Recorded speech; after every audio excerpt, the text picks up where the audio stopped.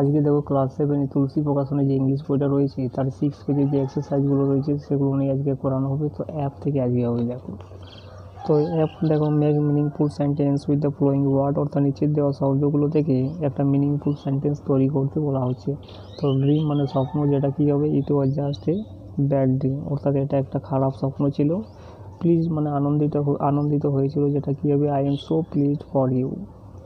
এরপরে দেখো কাইন্ডনেস মানে দয়ালুতা, যেটা হবে summit thank them for their kindness.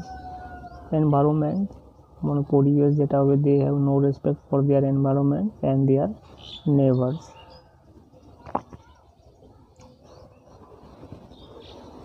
এরপরে জিএরগুলো দেখো, pick out the nouns from the following sentence and place them in proper column, অর্থাৎ নিচে একটা দেখো কলাম দেওয়া রয়েছে, সেখানে তোমাকে কিন্তু এই নাউনগুলোকে বসাতে বলা আছে। তো প্রপার নাউনে কী হবে, দেখো তাজমহল, আলপস একটা পর্বতশ্রেণী যেটা হবে, এবং ইউরোপ একটা দেশ, যেটা কিন্তু প্রপার নাউনে হবে।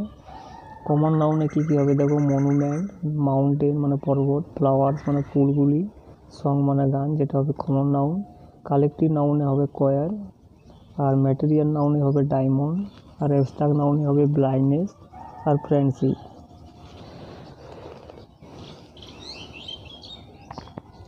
এরপরে এইচেরগুলো দেখো, fill in the blanks with appropriate verbs from the brackets, অর্থাৎ কি ব্র্যাকেট থেকে উপযুক্ত ভার্ব দিয়ে এই যে ব্ল্যাঙ্কগুলো রয়েছে এগুলোকে পূর্ণ করতে বলা হচ্ছে। 1 নম্বর দেখো টাইম অ্যান্ড টাইড, তো এখানে বসবে ওয়েটস, অর্থাৎ টাইম অ্যান্ড টাইড একটা সিঙ্গুলার একটা নাউন, যেটা হবে কিন্তু ওয়েটস ফর নান। 2 নম্বর দেখো নাইদার পূজা নর সৃজা, তো নরের পরে যে নাউনটা রয়েছে এর অনুপাতে কিন্তু ভাবটা বসে সৃজা, তাহলে সৃজা কি বসবে এখানে, ইজ গোয়িং টু স্কুল।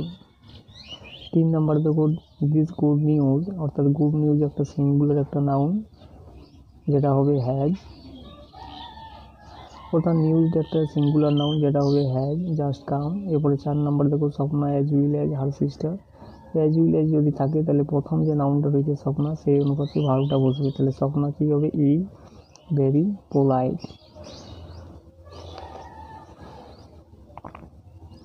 এরপরে 5 নম্বর দেখো দ্য গ্যাং অফ ডকয়েটস, অর্থাৎ এই যে গ্যাং রয়েছে এটা কিন্তু এখানে সাবজেক্ট, আর প্রিপোজিশনের পরে কি হয়, সবসময় অবজেক্ট হয়, তাহলে এখানে সাবজেক্ট কোনটা, দ্য গ্যাং, তাহলে গ্যাংটা একটা সিঙ্গুলার, তার জন্য ওয়াজ বসবে, দ্য গ্যাং ওয়াজ অ্যারেস্টেড। এবারে 6 নম্বর দেখো হিজ প্যারেন্টস, এটা রয়েছে বহু বচনে, তাহলে কী বসবে এখানে, লিভ, তাহলে his parents live in Delhi. এরপরে 7 নম্বর দেখো অল মাই ফ্রেন্ডস, এখানে বহু বচনে রয়েছে, তাহলে এখানে হ্যাভ বসবে, have come to my birthday.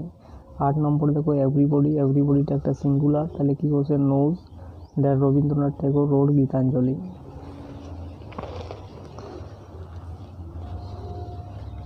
এরপরে দেখো convert the following sentence according to the direction, অর্থাৎ ডিরেকশন অনুসারে এই সেন্টেন্সগুলোকেই কনভার্ট অর্থাৎ পরিবর্তন করতে বলা হচ্ছে। তো এক একটা দেখো এটা প্রেজেন্ট কন্টিনিউয়াসই করতে বলা হচ্ছে। তো কী হবে দেখো, Sritama is singing a Nazrul Geeti, অর্থাৎ কী বলছে, present continuous am is are plus ভার্বের সাথে আইএনজি আর প্রথমে সাবজেক্ট, তাহলে Sritama is singing a Nazrul Geeti. 2 নম্বরটা দেখো প্রেজেন্ট পারফেক্ট টেন্সে করতে বলা আছে, তাহলে কী হবে, I have made a money box.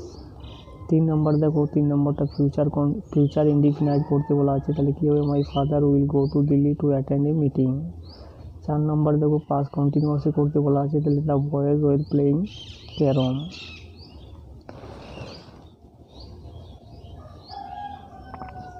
5 নম্বরে দেখো Pritam sir taught us science, অর্থাৎ প্রীতম স্যার আমাদেরকে কী করে শিখিয়েছিল, সায়েন্স অর্থাৎ কি বিজ্ঞান শিখিয়েছিল। এটা প্রেজেন্ট ইনডিফিনাইট করতে বলা আছে, তাহলে এটা V1 হয়ে যাবে, অর্থাৎ ভার্বের ফার্স্ট ফর্ম হয়ে যাবে, Pritam sir teaches us science. এটা থার্ড পারসন সিঙ্গুলার নাম্বার, তার জন্য ভার্বের সাথে এস বাই এস যোগ হবে, তাহলে টিচেস আস সায়েন্স।